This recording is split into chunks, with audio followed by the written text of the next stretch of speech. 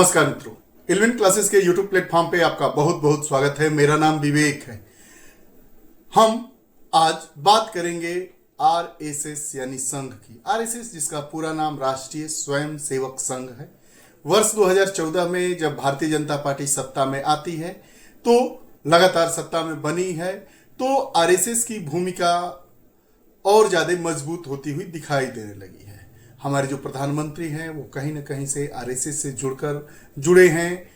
RSS की अनुषंगिक शाखा के रूप में भारतीय जनता पार्टी काम करती है। बहरहाल आरएसएस का कहना है कि वह राजनीतिक पार्टी नहीं है, उसका आधार ही कुछ अलग है। उसका आधार हिंदुत्व को बढ़ाना है, हिंदू राष्ट्र को बढ़ाना है, हिंदू एकता को बढ़ाना है, अपनी सांस्कृतिक विरासत को सहेजते हुए उसको कायम रखना है। आज हम इस पूरे वीडियो सेशन में बात करेंगे आरएसएस संघ के बारे में। हमारी यह कक्षा लाने के पीछे क्या इसका उद्देश्य है, तो वर्ष 1925 में डॉक्टर हेडगेवार जी के द्वारा आरएसएस की स्थापना की जाती है। राष्ट्रीय स्वयंसेवक संघ की स्थापना की जाती है। आरएसएस अपना 100वां स्थापना वर्ष मना रहा है, इसलिए हमें यह जानना जरूरी हो गया है कि आरएसएस क्या है, कैसी संस्था है, स्वयंसेवक कैसे बनते हैं, शाखा क्या होती है। इन्हीं मुद्दों पर हम बात करेंगे। वीडियो सेशन में आगे बात करेंगे, उसके पहले अगर आप हमारे इल्विन क्लासेस चैनल से नहीं जुड़े हैं तो कृपया चैनल को सब्सक्राइब करिए, बेल आइकन का बटन दबाइए ताकि जो भी वीडियोस आए उसका नोटिफिकेशन आप तक पहुंचे और आप हमसे जुड़ सके। आइए वीडियो के टाइटल को समझते हुए आगे बात करते हैं। आरएसएस राष्ट्रीय स्वयं सेवक संघ, जिसको हम आम भाषा में संघ कहते हैं। संघ की शाखा क्या है, कैसे और कौन बनता है इसका सदस्य। उसके बाद एक बहुत ही बड़ा प्रश्न आता है कि क्या महिलाएं आरएसएस की सदस्य बन सकती है या नहीं। इस पर भी हम इस अपने वीडियो सेशन में बात करेंगे। कृपया वीडियो को पूरा देखिएगा। आइए बात करते हैं आरएसएस संघ की शाखा क्या है, कैसे और कौन बनता है इसका सदस्य करेंगे। जो हमारे चर्चा के पक्ष होंगे कि शाखा क्या है, कैसे और कौन इसके सदस्य बनते हैं और क्या महिलाएं संघ की सदस्य बन सकती है या नहीं। इन्हीं 4-5 बिंदुओं पर यह हमारा पूरा फोकस रहेगा। यह जो संघ अपना 100वां स्थापना दिवस मना रहा है, इस पर हम संघ से जुड़े हुए तमाम उन बिंदुओं पर बात करने वाले हैं। 4-5 वीडियोस के माध्यम से हम बात करेंगे। संघ की फंडिंग कहां से होती है, संघ की स्थापना का उद्देश्य क्या था, संघ में सर्वोच्च पद क्या होता है, संघ की संगठनात्मक संरचना क्या है। इन सब चीजों के बारे में हम एक एक सेशन में बात करने वाले हैं। आज का जो हमारा सेशन होगा उसमें हम बात करेंगे कि आरएसएस संघ की शाखा क्या है। आरएसएस जिसका पूरा नाम साधारण भाषा में संघ लोग कहते हैं, संघ ही है, संघ से जुड़ा हुआ है, संघ का सदस्य है। तो आरएसएस राष्ट्रीय स्वयंसेवक संघ की शाखा क्या है, कैसे और कौन इसका सदस्य बनता है। चर्चा के बिंदु में जानेंगे कि शाखा क्या होती है, शाखा में क्या काम किया जाता है, शाखा से कौन जुड़ सकता है, संघ का सदस्य कौन बन सकता है और क्या महिलाएं संघ की सदस्य बन सकती है या नहीं। अगर महिलाएं संघ की सदस्य नहीं बनती हैं तो संघ जैसी ही एक महिलाओं की विंग है, क्या उसके बारे में आप जानते हैं। इस वीडियो सेशन में हम उसके बारे में भी जानेंगे। शाखा क्या है, शाखा वह जगह होती है जहां राष्ट्रीय स्वयंसेवक संघ के सदस्यों को वैचारिक और शारीरिक रूप से प्रशिक्षित किया जाता है। शाखा क्या होता है, शाखा एक स्थान होता है, एक जगह होती है जहां जो संघ के सदस्य होते हैं, संघ के सदस्य होते हैं, उनको वैचारिक रूप से बताया जाता है कि संघ क्या है, संघ का विचार क्या है, हमारे अनुरूप राष्ट्र कैसा होना चाहिए, इन पर बात होती है। और इसमें शारीरिक और वैचारिक रूप से प्रशिक्षित किया जाता है शाखा में संघ के सदस्यों को। शाखा ही एक ऐसी संरचना है, शाखा संघ की आधारभूत संरचना है। अगर शाखा नहीं है तो संघ इतना ऊपर कैसे पहुंच पाएगा, इसकी कल्पना करना भी कठिन लगता है। जो शाखा होती है वो संघ की आधारभूत संगठनात्मक इकाई है, जो उसे जमीनी स्तर पर एक बहुत बड़ी मौजूदगी देती है। संघ के मुताबिक पूरे देश में अर्थात भारत में 83,000 से ज्यादा शाखाएं हैं। संघ यह बताता है कि पूरे देश में, पूरे हमारे भारत में संघ की 83,000 से ज्यादा शाखाएं हैं, ऐसा संघ बताता है कि शाखा का सदस्य कौन बनता है और शाखा में क्या होता है। तो जो शाखा होता है उस शाखा दिन मतलब सुबह में लगाया जाता है और कभी कभी शाम को भी शाखा लगती है। शाखा में शारीरिक व्यायाम होता है, खेल होता है और खेल के माध्यम से टीम वर्क और नेतृत्व कौशल सुधारने के लिए डिजाइन की गई गतिविधियां होती है।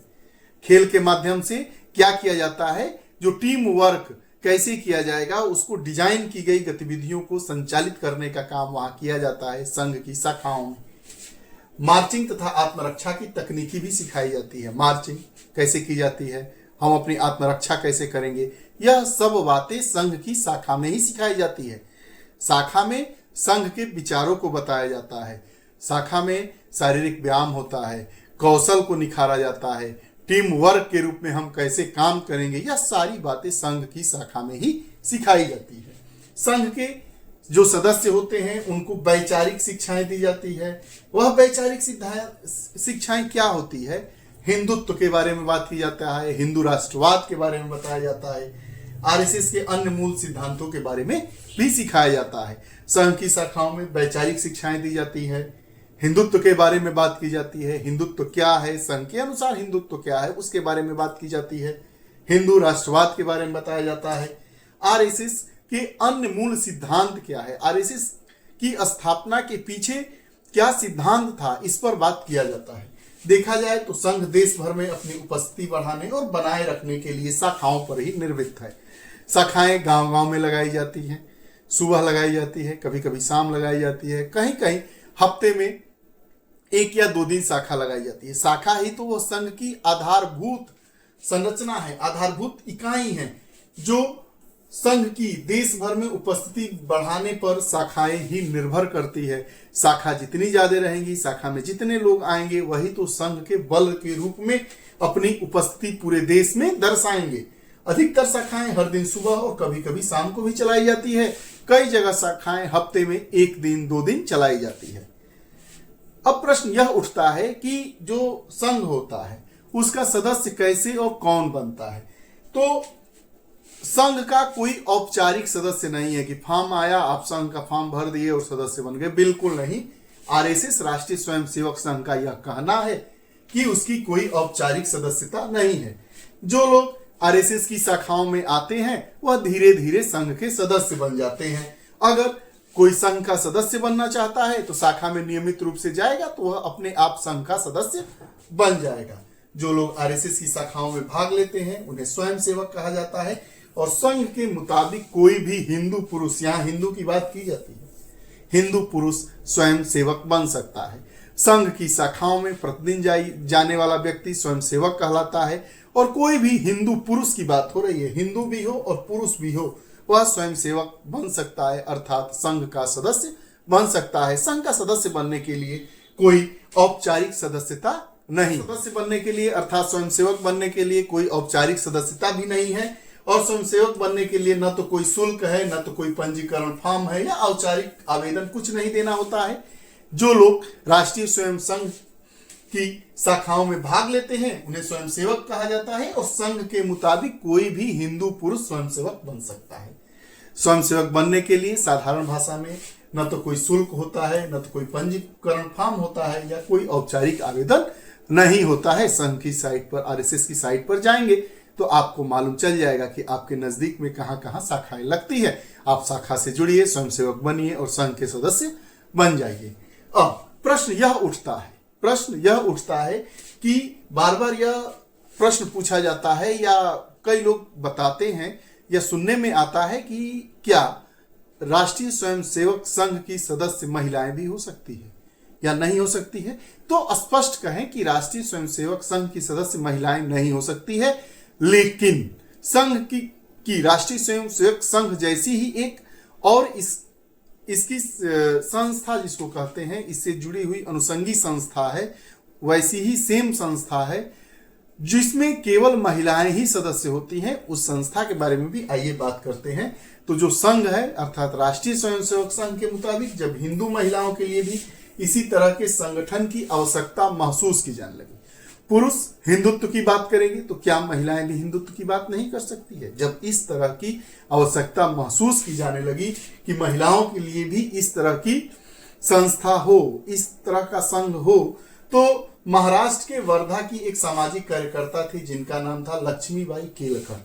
लक्ष्मीबाई केलकर जाती हैं, उस समय जो संघ के संस्थापक डॉक्टर हेडगवार होते हैं उनसे संपर्क करती है, विचार विमर्श होता है और उसके बाद 1936 में आरएसएस की स्थापना होती है 1925 में।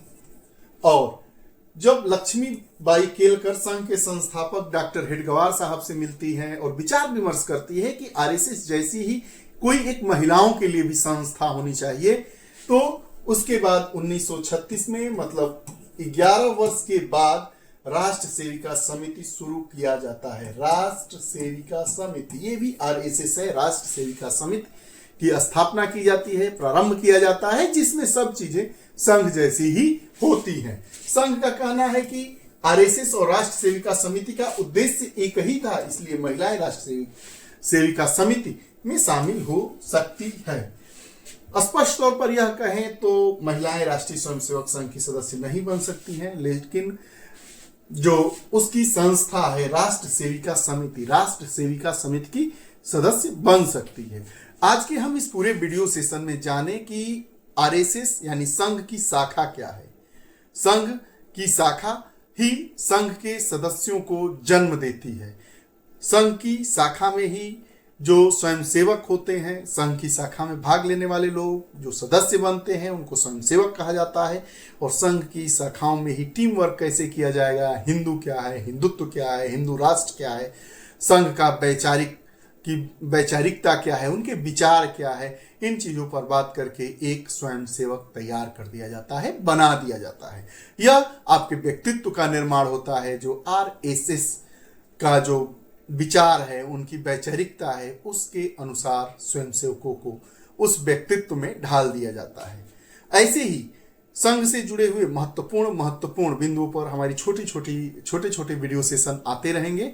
हम बात करेंगे कि हेडगवार साहब जो पहले कांग्रेस के थे, क्यों आकर 1925 में कांग्रेसी होने के बाद ही कुछ समय तक कांग्रेसी रहने के बाद डॉक्टर हेडगवार साहब ने क्यों आरएसएस राष्ट्रीय स्वयंसेवक संघ की स्थापना कर देते हैं, इस पर हम नेक्स्ट वीडियो में बात करेंगे।